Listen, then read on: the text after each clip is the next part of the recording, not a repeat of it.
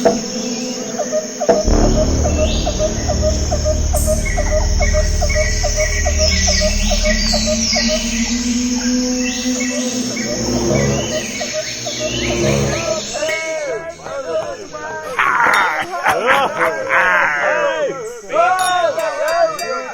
me timbers! Arr, matey! Batten down the hatches! Land ahoy! Welcome to Conspiracy Theories of the Carolinas. I'm Ron Ramsey along with Lee Burnette. And Lee, we've got a fascinating show today. Won't you tell us a little bit about what's coming up? And most importantly, it's about one of our artists or one of our people here in Lincoln. I'll do that. But first, I want to say you've got the really, really great, just a radio voice. I love that. Did that really? I wish I had that voice that you had. That is super cool. So Thank you, my friend. You've done radio before, hadn't you? I've been doing radio 30 years. 30 years. All right. Well, yeah, you're right. So see, I'm used to being heard, not seen. Well, as you mentioned, yeah, we've got a really cool topic today. This actually is going to run for 2 episodes. The first, we're actually going to deal with a pirate from the New Orleans area, and who passed away in 1823, or did he? Because that's the mystery or controversy. That's correct. A lot of people say he actually moved to Lincoln, North Carolina, and lived out the rest of his days and died at 96 years old. And we're here, right here. We're going to have the authors of a brand new book that tackle that topic, and that's going to be next week. But early on today, we're going to talk about the pirate from New Orleans. All right. So there you have it. Today is part 1 of the show of a pirate that is or allegedly buried here in Lincoln, the city of Lincoln, North Carolina. And I would be remiss if I don't let everybody know we are coming at you from the Sound Factory Studios in downtown Lincoln. So that's right. This guy is, if that's really him, is only a few blocks from here. That's right. We've got some B-roll, some video that's going to show with this podcast of the grave of this gentleman, Lorenzo Ferrer was his name, in Lincoln. But before we get to Lorenzo, we have to go way back. Jacques. That's right. To Jean Lafitte. Okay. The pirate. Get the name correct here. The pirate, his name is Jean Lafitte. And they're actually not sure when he was born. His birth story is just lost to time. They're not sure. I've heard Spain. I've heard France. I've heard actually America. So you're never really sure about this with these things. The earliest actual history on him was the fact that he and his brother were separated, and his brother had been sent to live with relatives because his mother was a widow. She was a widow and couldn't take care of her. Okay, now his name was Jean Lafitte. Jean Lafitte. And the brother was Pierre. Pierre, that's correct. Is that correct? That is correct. And so Pierre went to live with relatives because the widow could not take care of both children. All right. And then our story picks up in talking about this man or this particular person who was alleged to be a pirate. He was a smuggler. And you had a good point about the definition of a pirate and the definition of a privateer. That's right. Pirate or privateer. He was famous for smuggling. That's correct. And a lot of people got wealthy in smuggling. And yes. It is said that he commanded over a couple hundred ships and several thousand men. Very successful. He had to be extremely successful. He was so successful and a leader. Yeah, so successful that when it came time, and we'll get there to this point, but when it came time for the American battle with Britain at the Battle of New Orleans, they called him for help. And so, but how did they get there? So he and his brother, after many years of being separated, actually joined back up in New Orleans. Now, his brother Pierre had started a warehouse for these shipping. And this was prior to the battle. Yeah, prior to the battle. Mm-hmm. This is around 1809, 1810. So his brother Pierre had a warehouse where he was storing all these quote unquote shipments of these things that are not supposed to be shipped, all these smuggled things, smuggled items. So his brother, Jean, came in and started working with him. They became so successful, they actually moved to an island just off the coast. The island's name was Baratea. It's hard to. So they had their own island. They had their own island. Have their own ports, I guess, for ships, yes. I guess. Yes, and actually the U.S. government said, hey, you can't really do that. So they cracked down on them and actually imprisoned Jean for quite a bit of time. Do you know how long? Just a few years. Yeah, a few years. And then it was a little later on, so they had him in prison. A little later on, they asked him for his help.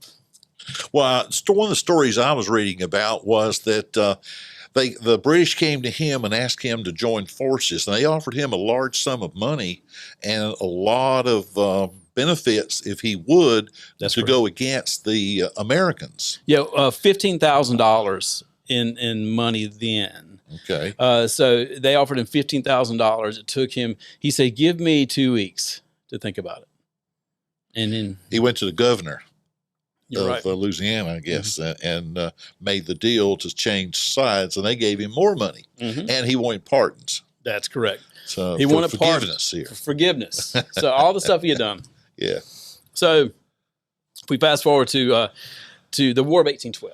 So the War of 1812 has been going on. They are on their island, Baratea. Let me get that pronunciation correct. So they are on their island.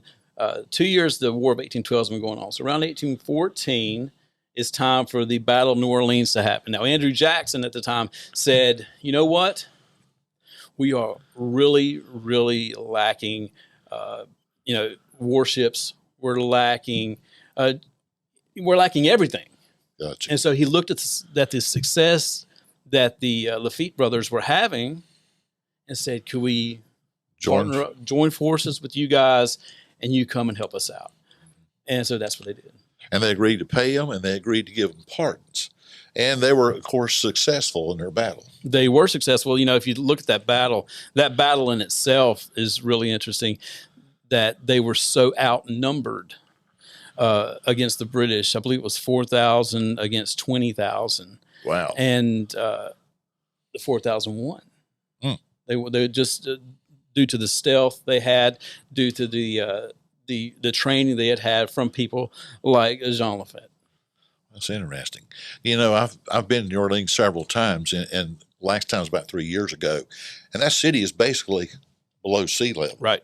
I don't know how it was back in those days exactly, but I remember walking down Bourbon Street and looking up and seeing a boat go by. And I said, I'm underwater here. But anyway, it's a beautiful area down there, but I could see, and of course you got the river there, so you got a lot of things there to overcome to get. Well, see, and the river that was the main thing the British were after. When they came down during the Battle of New Orleans, they were trying to get control of the Mississippi River. Because think about what the Mississippi River does. All the trade goes up and down the river. Exactly. All the way north. So I could see that in a lot of ways. Right. Well, there you have it. As part of the story is we're talking about a pirate. And he's been famous in these parts with his grave being at one of the little churches here. Yep. And I saw that grave a long time ago. I visited that church a couple times. Sure. They do a great Christmas program. We've occasionally have gone and enjoyed their services. And I saw the graveyard, that we heard the story of there's a pirate buried over there. So it's going to be interesting to get some more details about that. But, you know, it's real common for people like that to weave tales about where they've been because they're doing so many activities that could really get them in big, serious trouble. Sure. So it's in their best interest to have multiple stories out there of who they are, where they're at, and where they're going, and what they did and what they didn't do. Most of the stories I read said he was born in Spain now, but it's been alleged he was born various places. Absolutely. And it's going to be interesting as to how he acquired a couple hundred ships. Of course, you can start with one. That's how some of the Carnegie started. I think with one, not Carnegie, but some of the families in New York started out with one little boat going across the river and built a complete empire on that. Yeah. And so I guess he must have done the same thing in the smuggling business. Well, the smuggling, he was very, very successful. And then after the battle down there of New Orleans, what happened was they became heroes after that.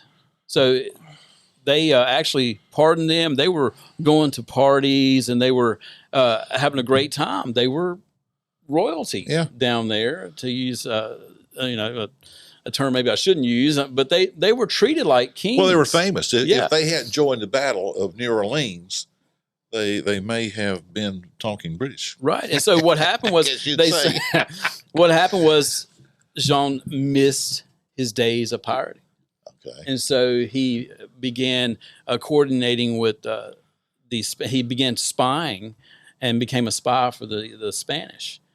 And at that point, the U.S. government said, you can't do that. They actually kicked him out of New Orleans. So he went over to Galveston and set up shop over in Galveston.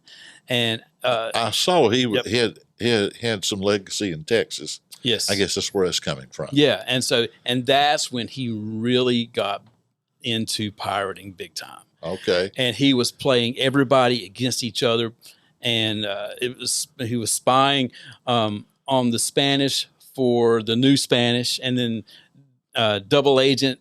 He's done a lot of really cool stuff that ends up turning on him in the end. Well, there's an interesting story. I don't want to take away from part two, but there is an interesting story. When he was here, he had a visitor that come to see him, and through an emissary, they actually brought this person to meet him. Do you know what I'm talking about? Sure. And it turned out to be one of the aides from Napoleon. Right. And the minute they saw each other, they went into a hissy fit with each other and talking in French and accusing each other of all kind of things. And well, there is a rumor accusing him of being a traitor. And there is a rumor that he actually helped Napoleon escape from imprisonment. Okay. So isn't that cool? That's interesting. I mean, if he is there, because there's some evidence of that. Now, there's also a sword that was found here that belonged to him in the Masonic Lodge, I believe. Yep. So we got a lot of history here on this guy. Yeah. You're listening to the Conspiracy Theories of the Carolinas. I'm Ron Ramsey, along with Lee Burnette, and we're trying to go under some of the original, I guess, history of the pirate here of Lincoln County. And we're trying to go back and establish his history. As Lee, as you can hear, it's difficult. It is difficult. Because there's so many different things written about him. And we're both wondering where they come up with these dates. And it's going to be interesting on part two. If you're a little bit intrigued by this, part two is going to answer a lot of those questions. Right. And it's going to actually tackle what happens after February of 1823. So we have to talk about 1823 and a year or so prior to that. As I said, he was spying on one set of people for another set, and then turning around and spying on someone else for the other set. It's really convoluted, but what happens is they all start chasing him at the same time.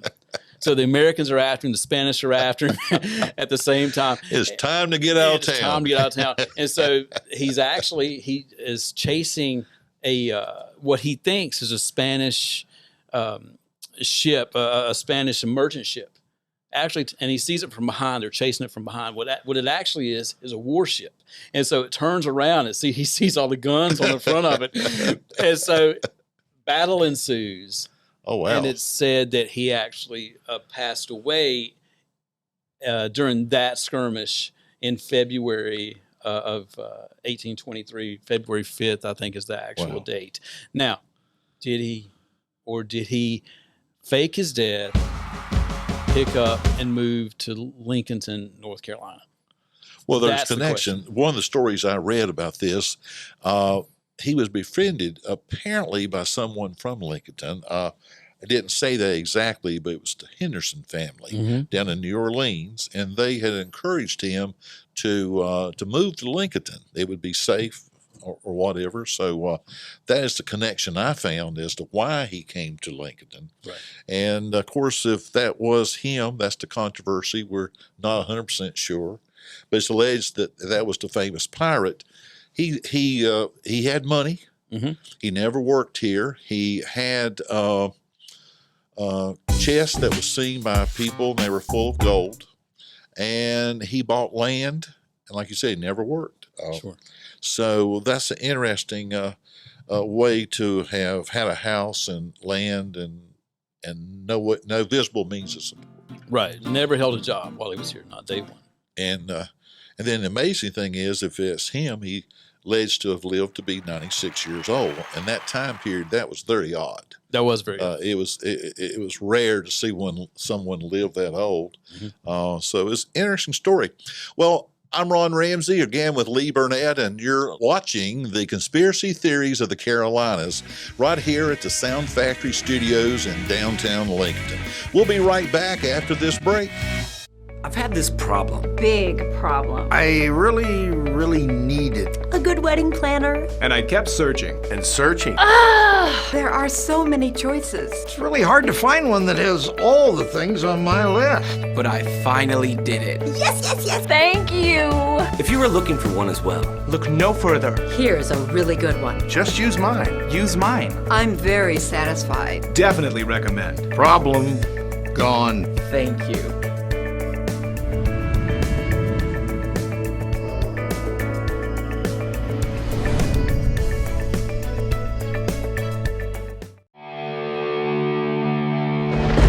Guitar Wishes, where dreams with strings come true. The area's largest guitar shop and NAMM Top 100 winner, Guitar Wishes of Lincoln. We carry your favorite Gibson, Fender, Martin, Taylor, and Epiphone instruments. We're an authorized Music Man, Sterling Vintage, and Yamaha dealer. All right, welcome back to Conspiracy Theories of the Carolinas. I am Lee Burnette, and here we are with Ron. We're talking about Jean Lafitte. The famous pirate buried in Lincoln. We think. We think. But there is actual proof, and the ladies that we're going to have on in a little while to talk about this, they have found actual proof that they tell a story where they were in a library and found this proof and actually started screaming in the library. They were told to be quiet. But they were so excited when they found this proof. It's going to be a very interesting interview. So that's they'll be here in part 2, our next episode. Yes, they're coming in for an interview, and they're going to tell us about their book. They apparently traveled all over the United States. They did. Trying to track down some of these stories, some of these legends, some of the rumors, and they've dug up a lot of stuff. Well, that was the thing.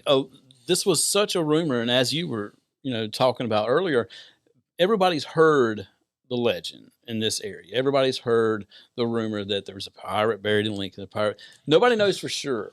And so what they wanted to do was come as close as they possibly could come to truth. And they wanted facts and facts only. So they went on the hunt, and it took them on quite an adventure, and they'll talk about that. Well, see, there's a lot of lore out there. I know the first time I heard the story, I was told that the governor of North Carolina had also approved him coming here, because he would have had to have been a very famous person and probably well known in the elite society of the United States, particularly the government. They would have known who he was and what he did. Well, and he may have had the governor of Louisiana or New Orleans, they may have had to contact them and made sure that nothing was going to happen to him. Yeah, well, Madison was president at the time, and Madison's actually the one who signed the pardon. Wow. That Andrew Jackson, who was head of the military at the time, actually requested. So, when you've got the president and then you've got Andrew Jackson, who all know you, and you take that made Andrew Jackson, because he was almost destined to fail. Yes. With that, they had very little faith that he was really going to pull that off, and it was stunning that he did, and was given a lot of credit for it. Yeah, if you think about how that could have gone differently, that's really a turning point in that war, the War of 1812. I've read some of the stories about that, and some of the, back in those days, they'd set up lines of advancement, the military would, and the Americans devastated the British in those lines. Yeah, just sharpshooting, everything. We just outmatched them. Yeah. And so, it's funny to think about how things could be different even today if that Battle of 1812. Can you imagine, how much wealth he probably would have had access to at some point in time? Well, that's another thing. If it wasn't all stolen from him. That's another thing. It's so funny, because when people talk about pirates, the people think about, the first thing they have to talk about is buried treasure, buried treasure, buried treasure. Well, And so what is the proof that he had any sort of buried treasure? You mentioned a chest. Well, the one of the stories I read that he was here during the Civil War outbreak, and the Civil War was rumored that the troops were coming to this area, and we had some battles here, so that's very possible. And that he moved his treasure, some of his treasure chest, to the actual vaults at the courthouse here in Lincoln. Now, that's almost hard to believe. I tried to get in there. They said no. They said no. But anyway, and so the story goes that he had help in the Reinhardts, I believe, was the ones that was instrumental in helping him move. And these were old, very heavy, rusty metal chests. And that he opened one of them and took out some coins and paid them for their help. Right. Thanking them for that on it. So that's a fascinating that may story. have been, well, when that happens, a small town, they must have been very confidential about that and then told about it later on. Sure. Or word would have got around. But he must have had a lot of power. I don't think anybody could just took their valuables and gone to the courthouse and put it in the vault. Right. So he had to have some connections here. And it may have been assisted by Madison or the governor, the local political leaders may have had an understanding that we take care of this man. If he needs something, we help him. Right. It's very curious to think about, as I was talking about earlier, the ship that he was on at the very last moment that people actually saw, the pirate, Jean Lafitte. So they say that he passed away after that attack on that Spanish warship that he mistook for a merchant ship. The story about where he goes from there, if he did survive, how does he get from there to North Carolina? That's going to be something very interesting to hear if our guests have any information on. And how do you get back? Okay, do you have people who are ready with all of your stuff? Now, you're talking about a man that had hundreds of ships, thousands of men, and he smuggled all the time. So I would think he would have devised some very devious way. He may have traveled as an old woman. You have no idea. He could have traveled, I'm sure, if he could handle all those ships and routes and things that they did, he could have figured out how to get to North Carolina unnoticed. I'm trying to think how many people that he actually trusted. Now think about the fact that he is a quote-unquote he used pirate. a different name in Lincoln, or this. He did not use the same name. I'm talking about to get to he Lincoln. would have to. Well, you don't know some of the people. The few people I ever met that's pretty famous about doing things like this never travel alone. They always have people with them. Right. Oftentimes they will pay people to be their guard or be their protector, be their watchman. He may have had people living close to him that people thought were ordinary people that were there to guard him. And he may have known that his time was up with all of these different people, these sets of people chasing him. Maybe he had some, like when your wife's pregnant, you're expecting a baby, you've got that bag by the door ready to go. Ready to go. And so maybe he had some stuff ready to go. He may have thought out an escape routes too at some point in time. I'm not sure how that story about the Hendersons come up. Maybe we'll have to ask the authors of the book about the Henderson, where the Henderson connection is, and how they were friends, and how they encouraged him to come here, and how they think he got here. They may have figured out how he got here. Very possible. He may be related. I heard he was related to Tommy Smith in here. I'm not sure. Okay. That's a rumor. So we'll see if the ladies know anything about that as well. But if we go back to actually his home in Galveston, he burned it. He burned it. He burned it. He set it on fire himself. Now the remains of that home still stand there. Really? Yeah. And they say, of course, as with all of these places of this nature, they'll see his ghost walking around. Of course, this is supposed to be haunted. Well, now, I did see one story that alleged that he is buried in Louisiana. Now, did you see that? I did. And it says you can't be buried in two places. Right.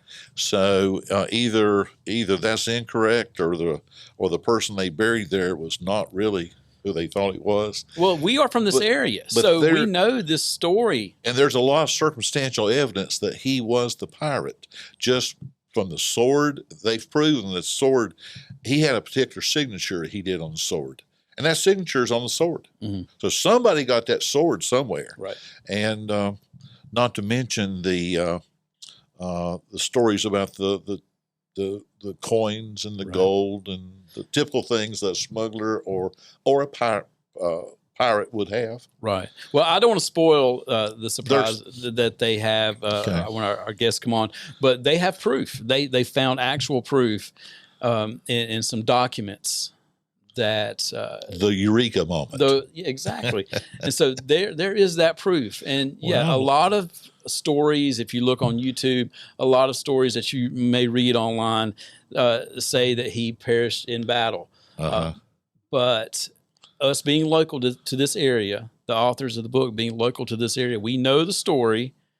And, if you're in Kansas City, Kansas, you may not be able to put the two together. Right. But, it's kind of a neat little thing to have in our area that we know what's going on and the truth about it. I'm looking very forward to talking to the authors of the book on Jean Lafitte. Jean Lafitte. And he's the famous pirate that is buried. Now, his name that he used here. Yes.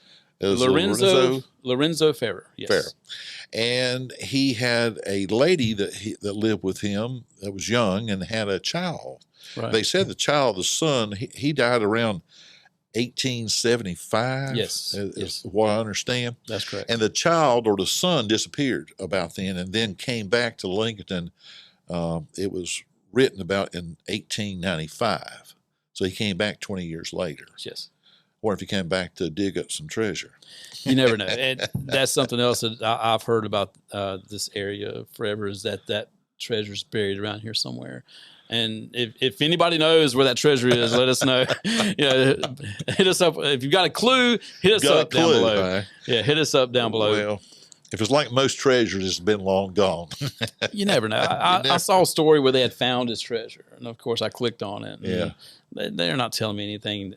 Absolutely not. Well, if he had warehouses full of stuff in New Orleans, you can imagine what the two brothers. Now, did you find anything in your story? He really wasn't mentioned very much, the brother, Pierre.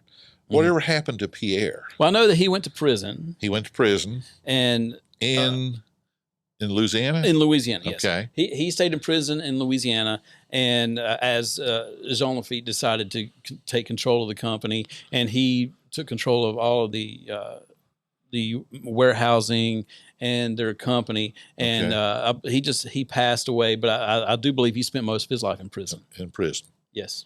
Well, let's say that Jean Lafitte was very lucky. He was, and so he covered his tracks, and he had that escape plan, which is probably the thing that brought him here. And so it's going to be very interesting to hear the story of leaving that boat that was attacked to get to here. And I'm excited to talk to him. Might have been planned. Might have. Yeah. Well, I'm Ron Ramsey, and this is Lee Burnette, and you're listening to the Conspiracy Theories of the Carolinas here at the Sound Factory Studio.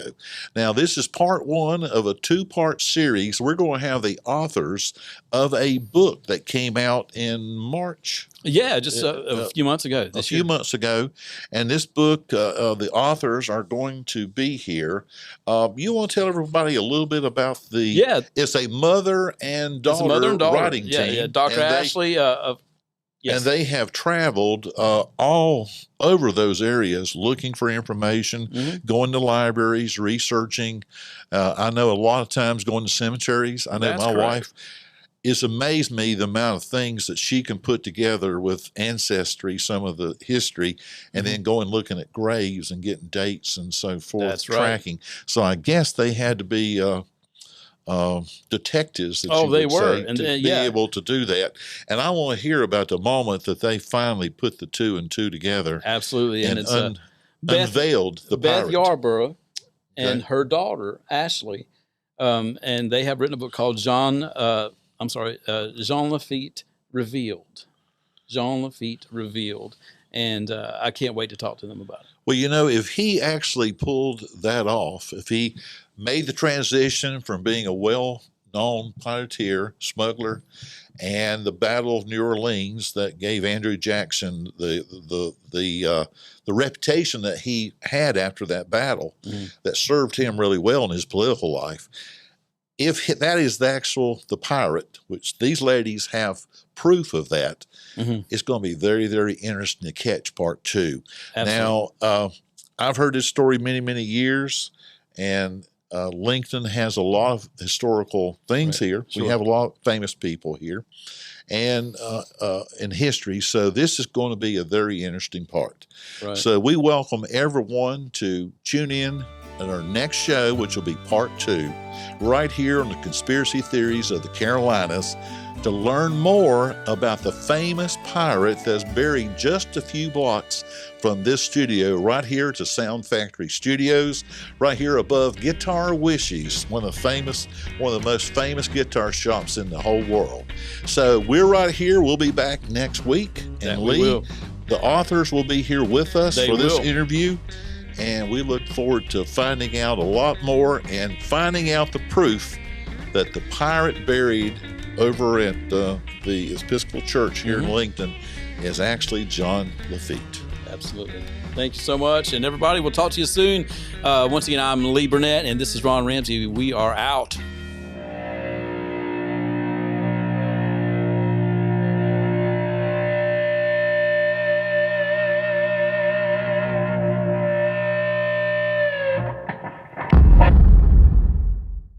Questions.